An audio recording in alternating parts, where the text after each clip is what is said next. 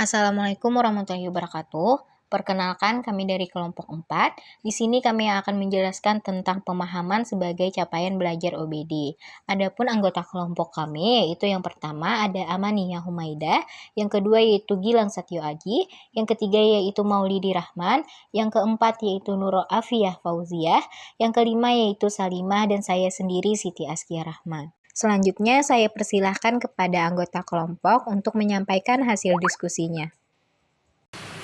Oke, baiklah.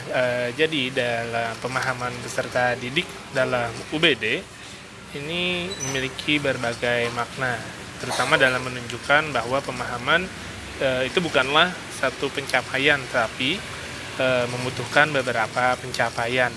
Dan untuk pencapaian dalam UBD, pemahaman perlu diungkapkan melalui berbagai jenis bukti. Nah, UBD telah mengembangkan pandangan beragam tentang bagaimana membuat pemahaman meningkat melalui 6 sisi dari konsep-konsep sebagai berikut. Baik, untuk konsep pertama yaitu mampu menjelaskan, di mana peserta didik dapat dikatakan memahami suatu masalah belajar ketika mereka sudah mampu menjelaskan melalui generalisasi atau prinsip, yang kemudian mereka dapat memberikan contoh-contoh berupa fenomena-fenomena, fakta, dan data secara sistematis. Serta mereka juga dapat membuat koneksi yang mendalam sehingga dapat memberikan contoh atau ilustrasi. Selanjutnya, peserta didik dapat dikatakan sudah memahami suatu masalah belajar ketika mereka sudah mampu menafsirkan cerita-cerita terkait masalah belajar dengan penuh makna. Kemudian, mereka juga sudah bisa menawarkan terjemahan yang tepat.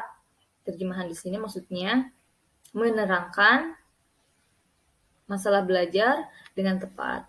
Kemudian yang ketiga adalah memberikan dimensi historis atau pribadi yang terbuka untuk ide dan peristiwa, serta membuat objek memahami pribadi. Melalui apa? Melalui gambar, anekdot, analogi, dan model. Kemudian selanjutnya yaitu mampu menerapkan.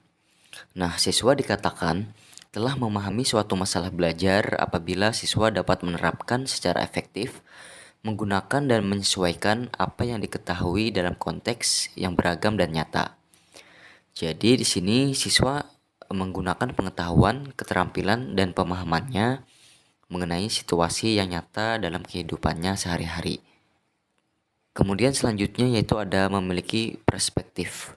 Nah, di sini siswa dikatakan telah memahami suatu masalah belajar apabila siswa dapat melakukan perspektif dengan melihat dan mendengar dari berbagai sudut pandang yang kritis dan mampu membangun gambaran mengenai materi. Jadi di sini siswa mampu melihat suatu hal itu dari sudut pandang yang berbeda-beda. Siswa menjelaskan dari sisi lain dari sebuah situasi, kemudian melihat asumsi yang mendasari suatu hal. Selanjutnya saya akan menjelaskan tentang mampu berempati. Nah, yang pertama, mampu berempati ini menemukan nilai dalam apa yang orang lain mungkin temukan aneh dan tidak masuk akal. Yang kedua, persepsi secara sensitif berdasarkan pengalaman langsung sebelumnya. Kemudian ada memiliki pengetahuan diri. Yang pertama itu menunjukkan kesadaran metakognitif, memahami gaya pribadi, prasangka, proyeksi, dan kebiasaan pikiran yang membentuk dan menghambat pemahaman kita sendiri. Ketiga, menyadari apa yang tidak kita mengerti. Yang keempat, renungkan arti pembelajaran dan pengalaman. Selanjutnya akan dilanjutkan oleh teman saya. Nah, terima kasih sebelumnya. Di sini saya akan menyampaikan terkait tentang pemahaman terhadap perspektif siswa. Nah, dalam kategori dalam pembahasan isu-isu global.